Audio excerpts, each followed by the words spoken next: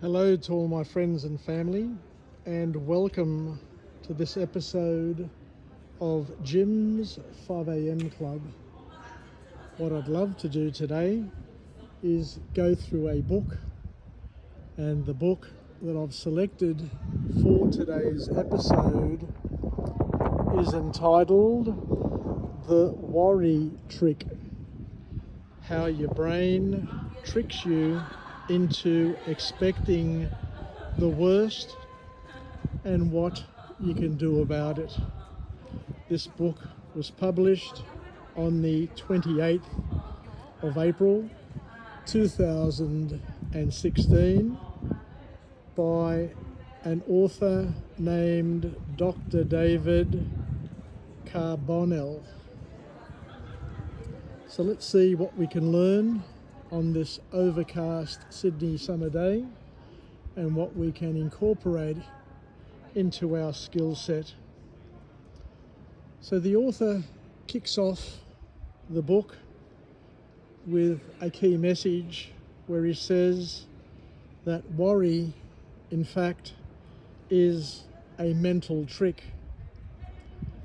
Anxiety thrives on tricks and distortions in our thinking processes, leading us to believe that your fears are more likely to happen than what they really are. Your brain actually loves certainty.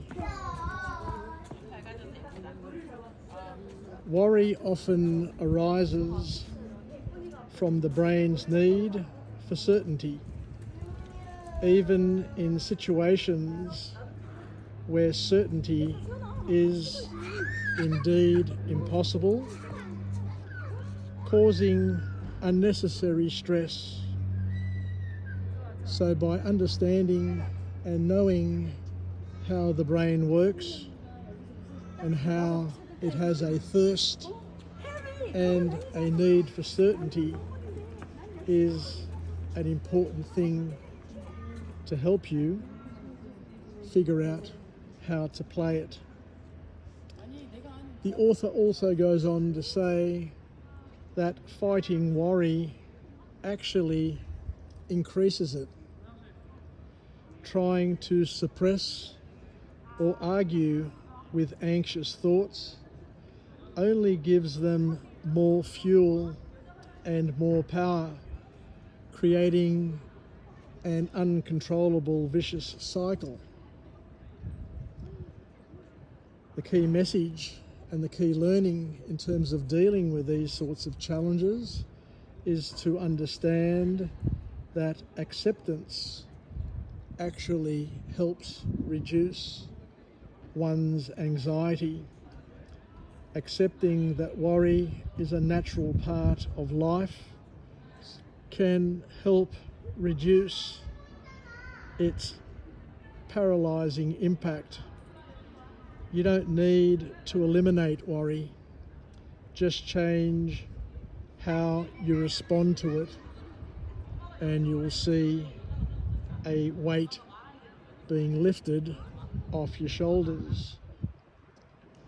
The author goes on to say that we need to take an offensive and to challenge the what-ifs that we have in our lives, because worry is often based on what-if scenarios. Recognizing these as being hypothetical rather than factual will help diffuse their emotional impact and their control over you. The author goes on to say that it's important to understand that we need to self-validate and to stop seeking reassurance, because by constantly seeking reassurance, it actually reinforces the brain's uncontrollable focus on fear and keep one trapped in a cycle of worry. What we need to know is that the vast majority of one's fears are irrational, and less than 5% of the things that you worry about can actually come to fruition. And the vast majority of those irrational fears are just that. They're irrational, they don't make sense, and they're a figment of one's imagination. The author also talks about a technique that one can use to help conquer fears, and he talks about the leaning in technique. Instead of avoiding your fears, the author here suggests that you lean into them by allowing yourself to experience the anxiety without resistance, which diminishes its power. As we know, the more you fight things, the more they fight you back. And what the author here is saying, by leaning into fear and accepting it, disarms it and makes it weaker than what you thought it may be. The author also talks about the practice of mindful awareness. Staying present helps you break free from the what if, the very damaging what if mindset, and brings focus to what's happening right now, brings focus to what is actually real as opposed to what is imagined and what is potentially catastrophized. The author goes on to mention how we need to be able to clearly differentiate between worry and problem solving. They're two completely different things, and understand that worry is not productive problem solving. You need to learn to distinguish between the two and focus your energy on actionable solutions. Taking action, the greatest antidote to fear, is taking bold action. And the last key message to come from this book is that worry is not reality.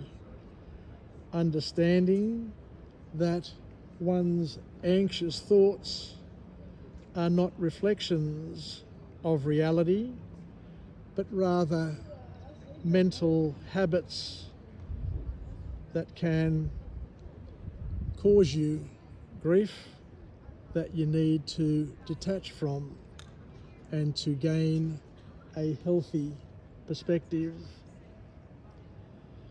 Dr. Carbonell's approach combines mindfulness, cognitive behavioural strategies, and humour to help one reframe their relationship with worry, empowering them to live with less anxiety and greater peace.